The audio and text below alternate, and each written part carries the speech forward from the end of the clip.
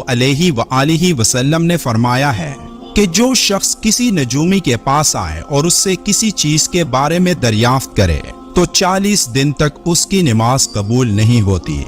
अब अपने हाथों की हथेलियों को गौर से देखें, आपको कई लकीरें नजर आएंगी जिनमें दो बड़ी जो इस्लाम धर्म है उसमें अंधविश्वास ही नहीं है।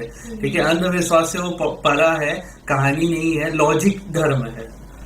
निशानियां मौजूद हैं। कभी आपने गौर किया है कि इन लकीरों का मतलब क्या है? ये कुछ इस तरह नजर आती हैं।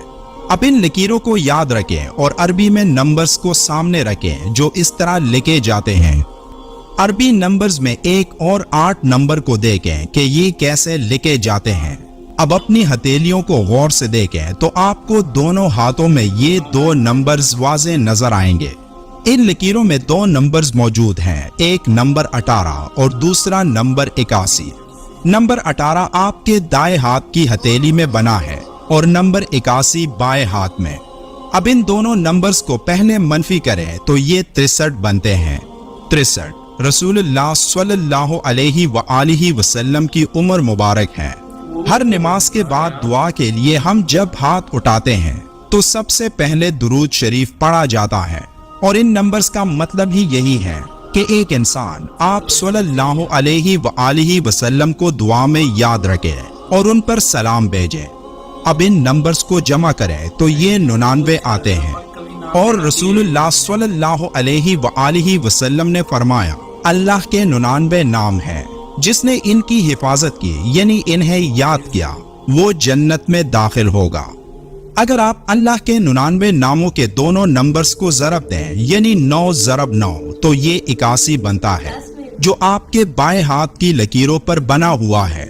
और अगर आप हजरत मोहम्मद सल्लल्लाहु अलैहि व आलिहि वसल्लम की उम्र मुबारक के दोनों नंबर्स यानी 6 और 3 को ज़रब दें तो ये 18 बनता है जो आपके दाएं हाथ पर बना है। अब अगर आप 18 को उलट लिखें यानी 8 को पहले और 1 को बाद में तो ये 81 बनेगा। इसी तरह 81 को उलट लिखें तो ये 18 आएगा। यानी किसी भी सूरत में अल्लाह के 99 नाम हजरत मोहम्मद सल्लल्लाहु अलैहि व आलिहि वसल्लम पर सलाम से जुड़े हैं और ये कभी भी अलग नहीं हो सकते। अब एक और दिलचस्प बात कि नंबर 81 और नंबर 18 का कॉमन डिनोमिनेटर नंबर 3 और 9 है। अब नंबर 81 को 3 पर तकसीम करें तो ये 27 आता है और 9 पर तकसीम करें तो ये 9 ही आता है।